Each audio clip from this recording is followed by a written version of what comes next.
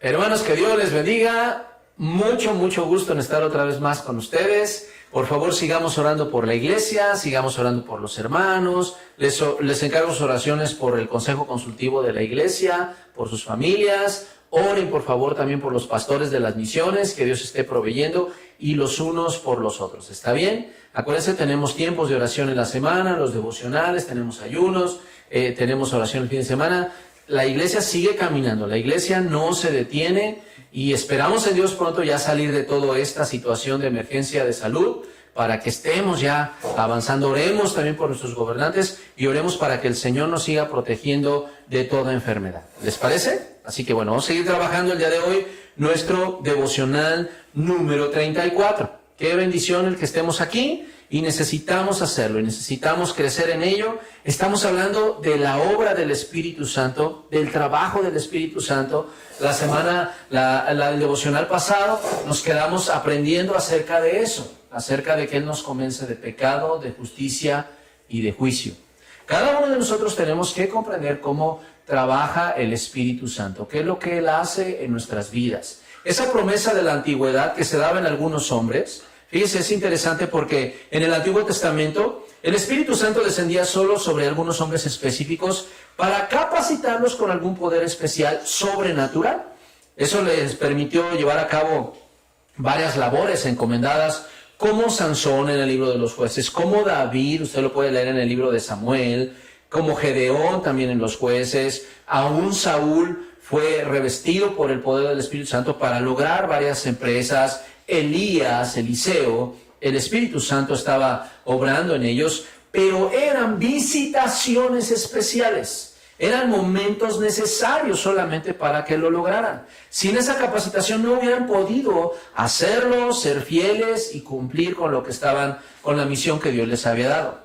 Pero ¿qué sucede? Ya cuando estamos en Cristo, cuando el Señor viene, muere por nosotros y resucita y deja la promesa del Consolador, y en Hechos capítulo 2 se cumple esa promesa, ¿qué sucede entonces con la presencia de Dios en la vida de la iglesia? Ahora es prometido para todos.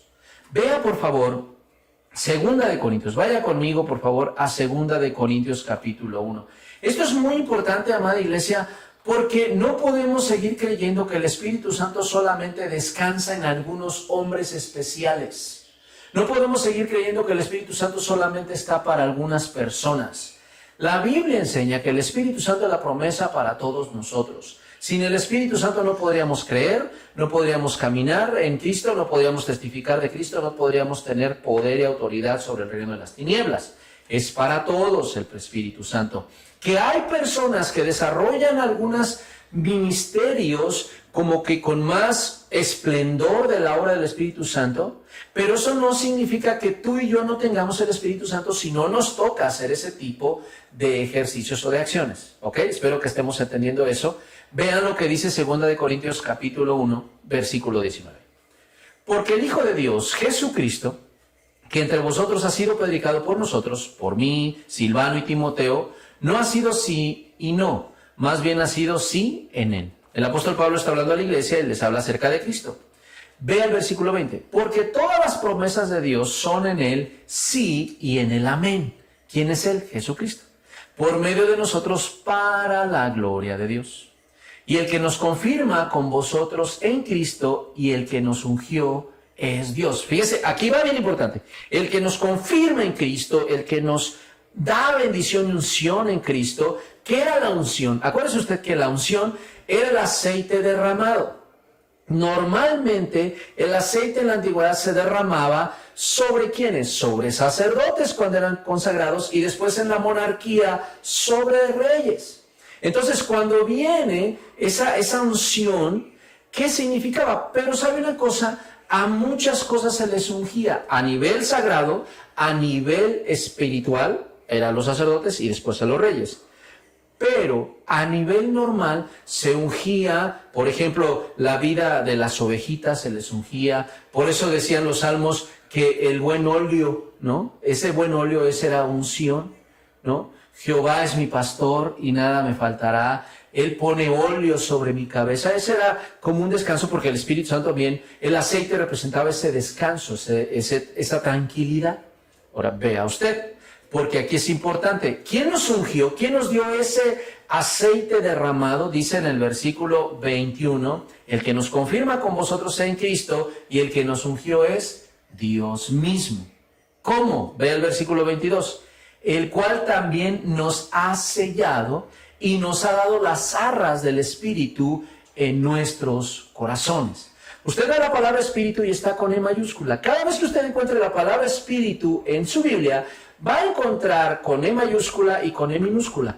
Cuando es con E mayúscula, entendemos que hay un énfasis en el idioma original para hablar de un nivel más alto, no del espíritu del hombre, sino del Espíritu de Dios. ¿Qué hace el Espíritu de Dios? Nos sella, nos pone ese carácter, nos pone esa presencia. Él empieza su capacidad de unción sobre nuestra vida. Todos somos llamados por el Señor a vivir en su presencia. Es decir, que esa unción está derramada sobre toda persona, sobre todos nosotros, sobre toda nación. Vamos al libro de Hechos en el capítulo 2, por favor. Y espero que usted entienda, usted está sellado con el Espíritu Santo. Si usted cree en Cristo, es decir, que Él está diciendo, eres propiedad mío, está puesto aquí, y tú eres de mi Señor. Tú eres del Rey de la Gloria. El Espíritu Santo es lo que marca ese sello. Él es el sello. Entonces, usted y yo debemos de saber, usted tiene al Espíritu Santo. ¿Qué tenemos que hacer? Dejar que Él nos llene, dejar que Él nos bautice, dejar que estemos en su presencia. Amén. Vea lo que dice en Hechos capítulo 2, por favor, en el versículo 17. Si usted me acompaña y si ustedes pueden dar una lectura terminando el devocional a todo Hechos 2, va a ser una gran bendición. Le aseguro que van a surgir algunas preguntas. Eso es normal. Este tema da para muchísimo. La materia en teología que habla del Espíritu Santo se llama la neumatología, la doctrina sobre el Espíritu Santo. Entonces es demasiado y es hermoso porque todo lo que hace Él, todo lo que obra Él es grandioso. Vea usted lo que dice en el versículo 17 de Hechos 2. En los postreros días, dice Dios, derramaré mi espíritu sobre toda carne, y vuestros hijos y vuestras hijas profetizarán, vuestros jóvenes verán visiones, y vuestros ancianos soñarán sueños. Lo que era la promesa en Joel se estaba cumpliendo en Hechos capítulo 2. Eso es parte importante. Así que el ser llenos del Espíritu Santo, estar bautizados en su presencia, no es opcional para nosotros, iglesia. Es una necesidad imperante. Así lo afirma el apóstol Pablo. Vamos a ver en Efesios capítulo 5, por favor. Vayan a Efesios capítulo 5. Si tienen alguna pregunta, no duden en hacerla. Estamos trabajando también unas pequeñas cápsulas para responder algunas preguntas que nos han hecho. Ténganos paciencia, no hemos querido ir entrecortando para no perder el ritmo de los discipulados, pero cuando terminemos este primer nivel, vamos a trabajar todas esas pequeñas cápsulas dando respuesta.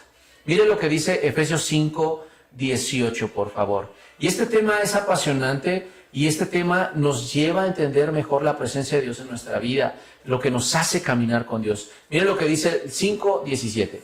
Por tanto, no seáis insensatos, sino entendidos de cuál sea la voluntad del Señor. No os embriaguéis con vino, en lo cual hay disolución. Antes bien, sed llenos del Espíritu Santo.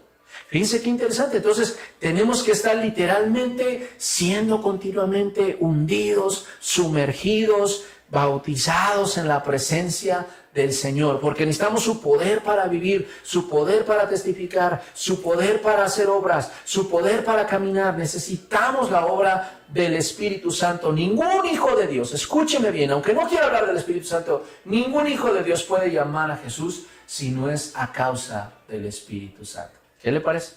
Entonces, esta es una bendición. Así que vamos a responder unas preguntitas antes de terminar. Díganos, por favor, ¿qué hace el Espíritu Santo con nuestra vida cuando ya estamos en Cristo? ¿Qué hace esta señal? ¿Qué es Él? ¿Es Él? ¿Ok? ¿Usted lo responde? Número 1, por favor. Número 2, ¿para quién es la promesa del Espíritu Santo?